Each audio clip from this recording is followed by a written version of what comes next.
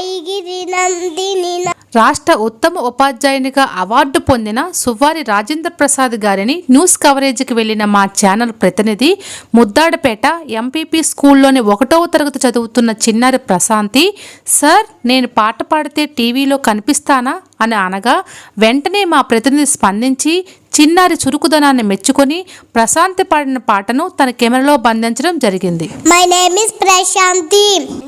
My school name is MPPR schools ముద్దాడపేట.